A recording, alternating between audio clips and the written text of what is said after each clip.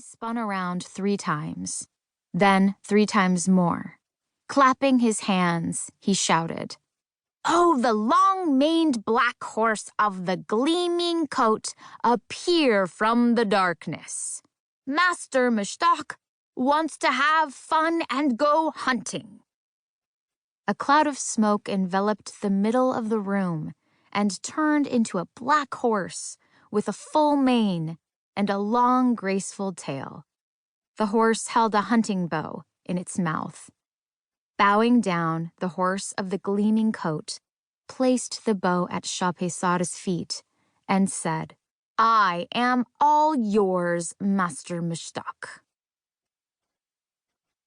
Dear son, my grandmother, Nana Jan, never told me stories like that. In the stories she saved for me, there were no jinnis or magic wands to make my dreams come true.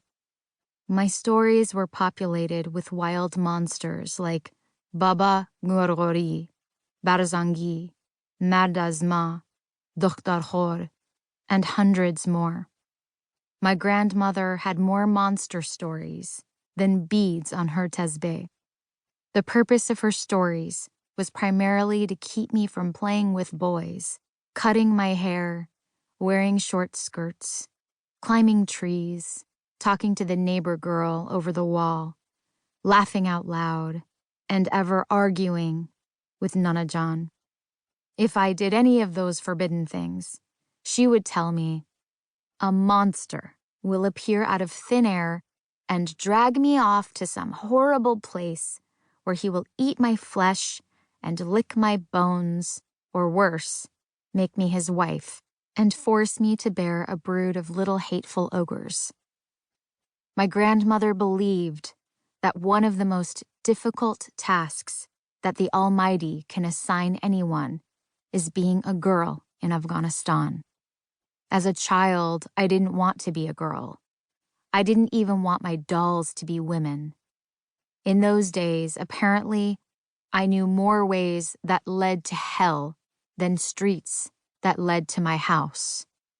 Nana Jan had told me so many stories about hell that I could describe every neighborhood in hell with my eyes closed, which is why, when you were born, I was finally accepted and acceptable.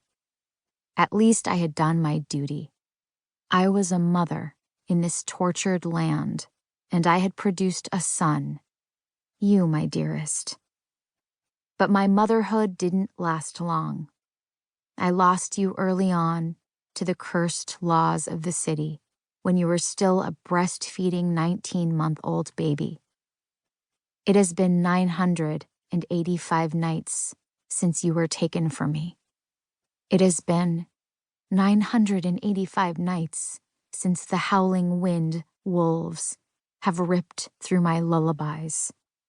Now that I am thousands of miles away from you, from all of you, in this small room in California, the only mark of the joy of your birth is the scar gracing my abdomen.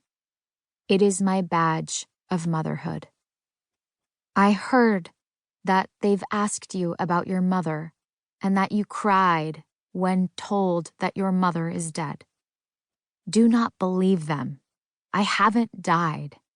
I am living a life of exile in a place that has its own beauty, its own laws, and its own problems. But to my eternal pain, it does not have the most important element of my being, of my soul. It does not have you. 1. Bread and bullets. Afghanistan is the land of invisible bullets and the land of a death foretold, the land of doomed destinies, and the land of dejected and disgruntled youth, waiting forever for dreams that will never come true. This is how Madar, my mother, Ansari, and Nana Jan, my grandmother, Firoza, described my homeland to me when I was barely 4 years old.